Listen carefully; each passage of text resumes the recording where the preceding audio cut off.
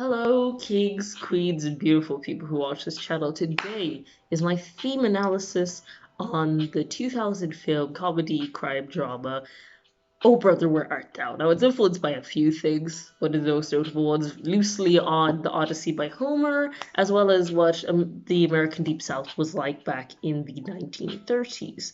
Now, I'm going to go with the assumption you've already seen some of the film before I go further into this theme analysis. Because that's kind of the point of my theme analysis. I'm talking about particular themes in movies or series. So if you want to watch that film first before I give my comment, go ahead. I'm not very spoilery anyway. So that's my warning for all of you. Now to go on, the main themes I picked up on watching the film, because I only watched it yesterday, though it is not, it kind of falls in that middle ground where it's kind of the type of film I like, kind of I don't. Um, I think I'll give a credit in terms of its aesthetic choice. I feel like it's very, like, though not a historical film, I feel like it's authentic to the time. The acting was on point. Most of the comedy landed. Not all the time, but it did. The acting was fine. I give it a lot of credit. It's not really a movie, though, for me personally, that has a lot of replay value. But there is certain things I want to discuss in regards themes and issues in regards to the film itself. Now, one of the first things I definitely noticed is the fact it was kind of reflecting on what, in this particular case, rural Mississippi was like during 1937. 1937, this is when the film set. Um, a lot of places they were in, with the exception of maybe towns, are very small, kind of rural, very dry kind of thing. A lot of working type people around the place. And given that, I had to look up obviously what year this was set in. I kind of assumed it was set in the 30s. Okay, it was the late 30s, so it's a couple of years off. Because I noticed like there doesn't seem to be a lot of riches or money here. I was like, okay, this is probably set in the 30s, maybe 20s, but probably 30s. Um, but it's definitely reflective of what things were like back then in a lot of regards. The type of cars they have, the type of clothes they're wearing, the way they're speaking, everything like that. So that's one thing I noticed. Definitely the type of time and aesthetic they were particularly going for, and the type of music, which I think is a very important thing throughout this film. I noticed a lot of the music they were using, outside of being gospel music. Some people may know, some people may not know.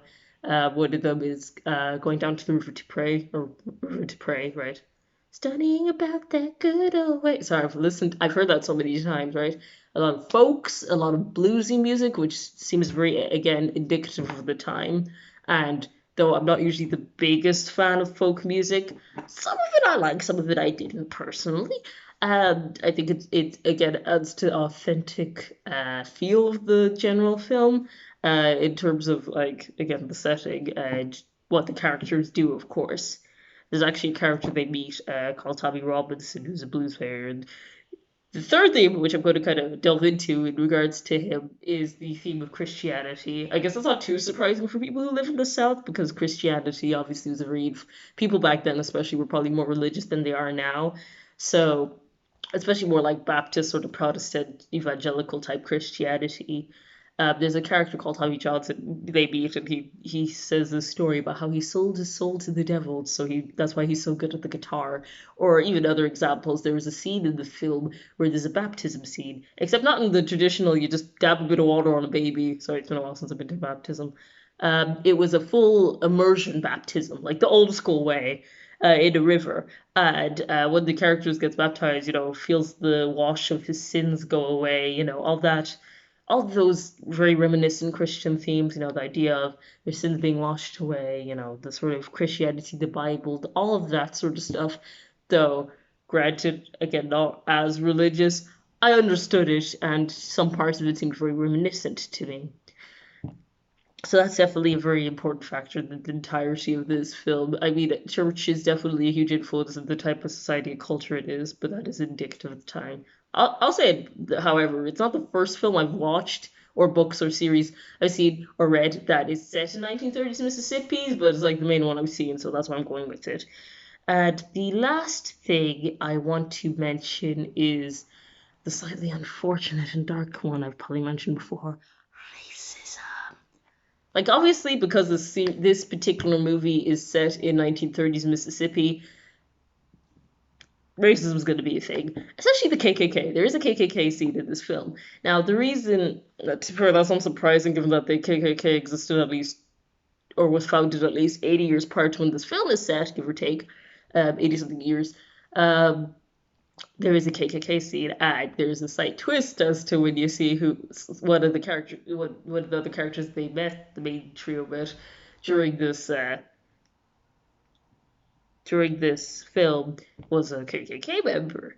And obviously, you have the people in the white hoods, you have the cross burning, the likes. The reason this shit doesn't really upset me, unfortunately, is because I've seen Mississippi Burning, I've seen Roots, I've seen The Help, I've seen 12 Years a Slave. Like, at this rate, it can't get any worse, in my view.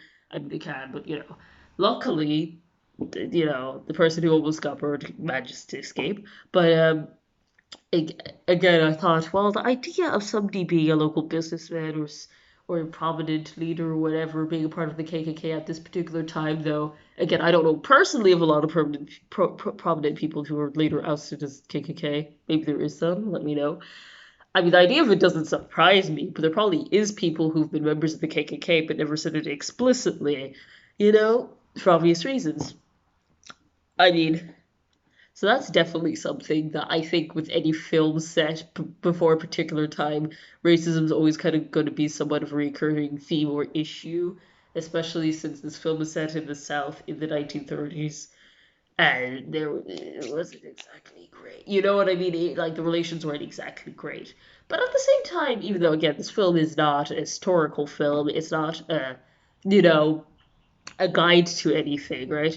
I'm just explaining the particular themes and aspects of the film that I feel relate to reality, despite it being fictitious. And I'll give the movie credit for that. Now, thank you for watching my video. If you have any comments on the film, or Brother, Where Art Thou? Let me know. Thank you.